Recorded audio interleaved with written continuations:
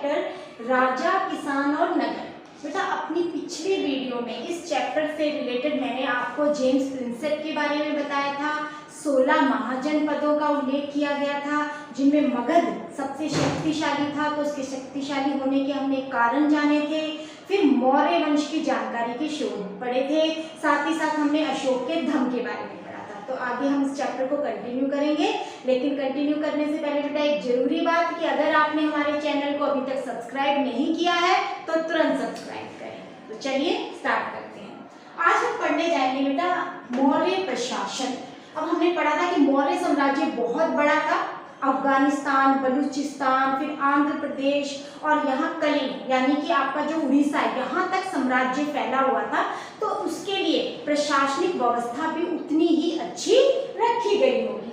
तो मौर्य प्रशासन में 5 प्रमुख राजनीतिक केंद्र थे बेटा, जिसमें राजधानी थी पाटलिपुत्र। इसके अलावा 4 प्रमुख प्रांत थे, तक्षशिला, उज्जैनी, तोशली, स्वर्णगिरी। ये जो 4 प्रांत थे ये भी बेटा बहुत सोच समझकर बनाया गया था इनको प्रांत। जैसे तक्षशिला, उज्जैनी क्योंकि ये व्यापारिक मार्ग पर स्थित थे। स्वर्णगिरी जिसको सोने का पहाड़ कहा जाता था जो कर्नाटक में थी। तो बहुत सोच समझकर इन्हें प्रांतों का दर्जा दिया गया था। इसके अलावा मैक्सथनीज द्वारा सैनिक गतिविधियों के संचालन हेतु एक समिति और उसकी 6 उप समिति होती थी, उनका भी उल्लेख किया गया है। मैक्सथनीज ने बेटा जो अपनी पुस्तक लिखी थी इंडिका, उसमें हमें इन सैनिक गतिविधियों के बारे में पता चल जाता है कि उस सैनिक गतिविधियों के संचालन हेतु एक समिति होती थी और 6 उप समिति होती थी, ठीक है, जिनका कार्य होता था नौसेना, यातायात और खान पान का संचालन करना, रथारोहियों का, हाथियों का संचालन करना होता था। तो इस प्रकार से उनका जो सैनिक प्रबंध था वो भी बहुत उच्च कोटि का था। अब मौर्य साम्राज्य जिसमें चंद्रगुप्त मौर्य, फिर उसका बेटा बिंदुसार, फिर अशोक जैसा राजा हुआ, लेकिन ये साम्राज्य मात्र केवल 150 वर्षों तक ही चल पाया।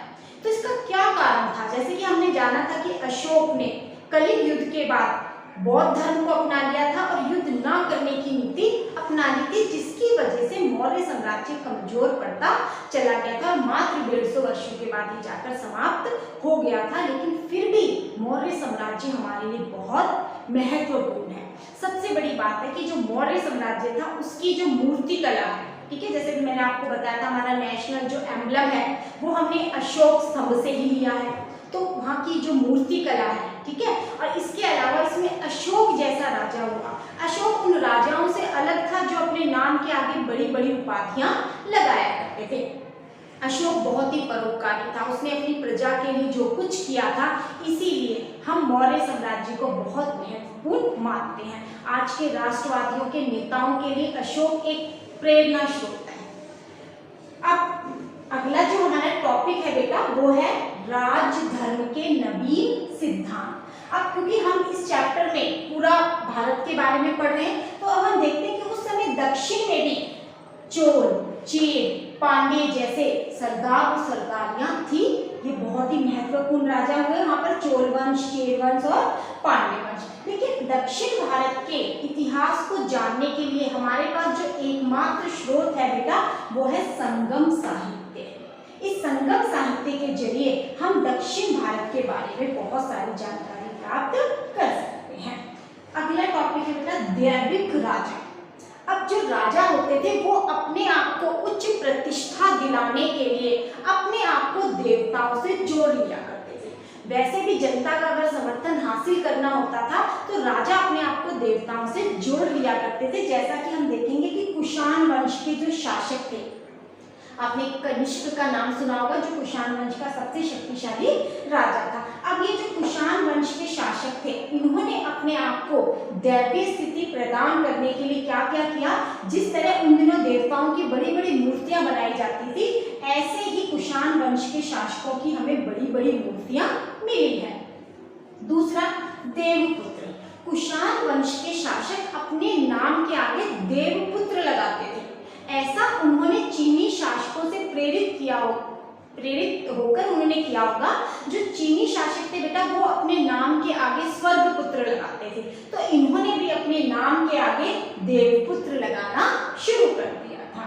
इसके अलावा जो हमें सिक्के मिले हैं, अब उन सिक्कों पे हमें जो कनिष्क का सिक्का मिला है तो उसके जो फ्रंट साइड पे कनिष्क का फोटो बना हुआ है और उसके पीछे देवता का चिन्ह बना हुआ है। तो ऐसा करके भी ये अपने आप को देवताओं के बराबर ही दर्शाया करते थे। अब उसी समय, ठीक है, चौथी शताब्दी ईस्वी में एक और साम्राज्य का उदय हुआ था जिसको हम कहते थे गुप्त वंश, ठीक है, गुप्त साम्राज्य। अब इस गुप्त साम्राज्य की जो स्थापना की गई थी वो बेटा श्रीगुप्त के द्वारा की गई थी। फिर श्रीगुप्त के बाद उसका बेटा आया चंद्रगुप्त प्रथम, ठीक है। अब ये चंद्रगुप्त और वो मौर्य वंश का चंद्रगुप्त, ये बेटा अलग राजा हैं, ठीक है। कई बार बच्चे कंफ्यूज हो जाते हैं कि चंद्रगुप्त तो मौर्य वंश का राजा था, फिर वो गुप्त वंश में कैसे आ गया। वो चंद्रगुप्त अलग है और ये चंद्रगुप्त अलग है, ठीक है। तो जो गुप्त साम्राज्य था उसकी नींव रखी गई थी श्रीगुप्त के द्वारा।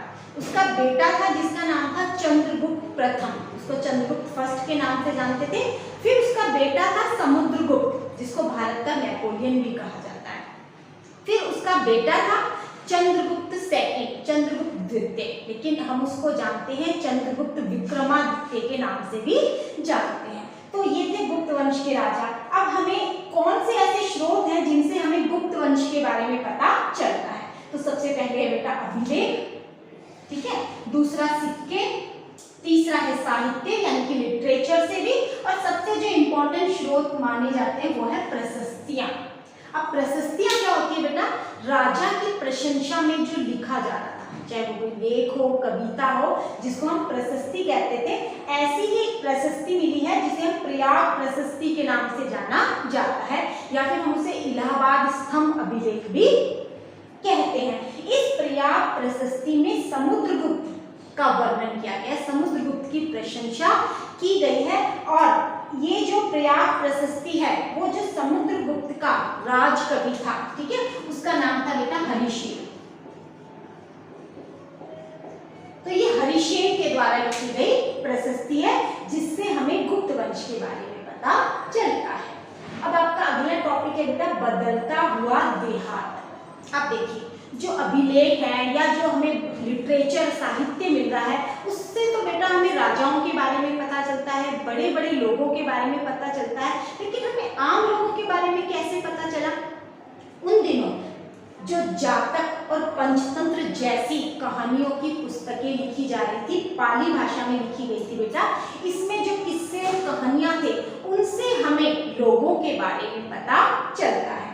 उदाहरण के लिए गंधतिंदु जातक में कहानी दी गई है कि एक राजा बहुत ही कुटिल था, उसकी प्रजा उसे बहुत ही परेशान रहती थी। एक दिन वह राजा रात को वेश बदलकर लोगों के बीच में जाता है, देखता है कि लोग क्या बताते हैं, फिर राजा के बारे में क्या सोच रखते हैं। तो जब लोगों के पास जाता है तो वो देखता है कि सभी लोग अपने दुखों के लिए राजा को ही जिम्मेदार मान रहे थे। उनका ये मानना था कि दिन में तो जो कर अधिकारी हैं वो कर वसूल करते हैं बड़े ही क्रूर तरीके से, इसके अलावा रात को जो डाकू लुटेरे होते हैं वह उनकी फसल को लूट ले जाते हैं। तो इस तरह से इन कहानियों से हमें पता चलता है कि उस समय राजा और प्रजा के संबंध अच्छे नहीं थे। किस तरह से राजा ज्यादा टैक्स की मांग करता था, उसको पूरा करने के लिए उसके अधिकारी किस तरह से किसानों को सताया करते थे।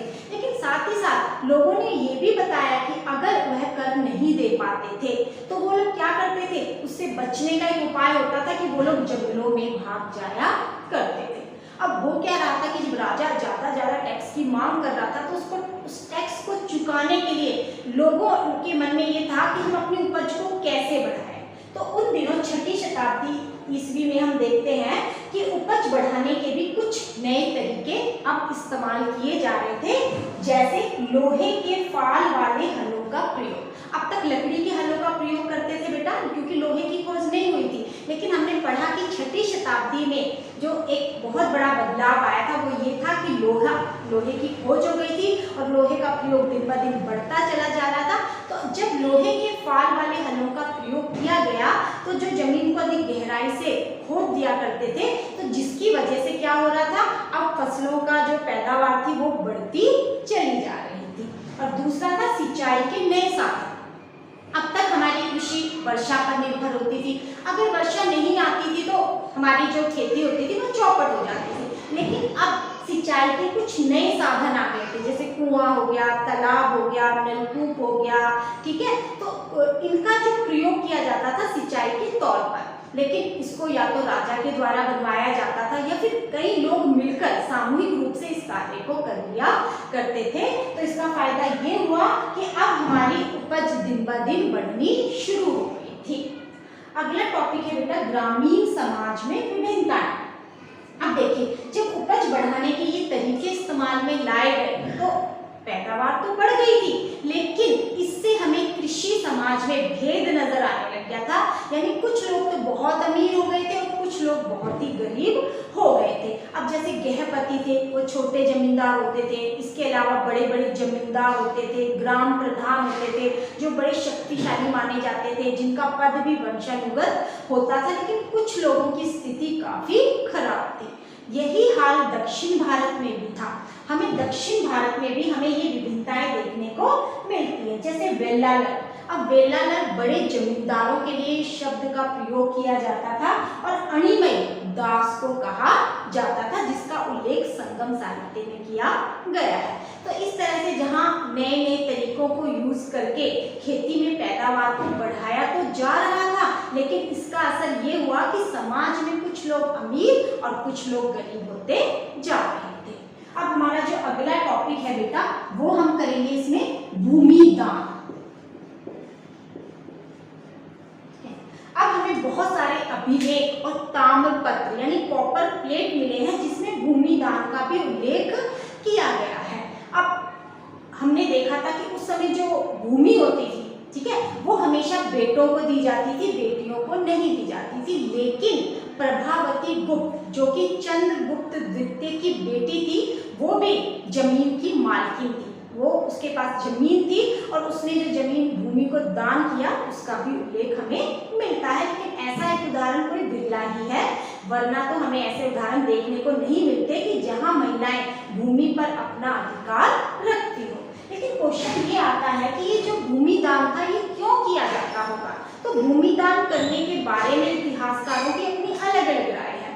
कुछ इतिहासकार का मानना ये है कि कृषि क्षेत्र को प्रोत्साहित करने के लिए भूमि दान की जाती होगी, या दूसरा रीजन उन्होंने ये दिया कि अगर कोई राजा या शक्तिशाली व्यक्ति होता था, उसकी स्थिति कमजोर होती थी, तो वह भूमि दान करके अपने जो लोग होते थे, अपने जो उनके फेवर में होते थे, उन लोगों की संख्या को वो लोग बढ़ा लिया करते थे। यानी भूमि दान करके वो अपनी शक्ति को बढ़ाने का एक साधन हो जाता था उनके पास। और तीसरा रीजन उनका ये कहना है कि अपनी स्थिति को उच्च दर्शाने के लिए, ठीक है, अपनी स्थिति में प्रतिष्ठा दिलाने के लिए भी उन दिनों भूमि दान की जाती होगी। अपने आप को एक उच्च कोटि का मानव सिद्ध करने के लिए इस तरह से भूमि दान दी जाती थी। तो बेटा उम्मीद करती हूँ कि आज इस वीडियो में मैंने आपको जितना बताया है आपने उसको बहुत अच्छी तरह से समझा होगा।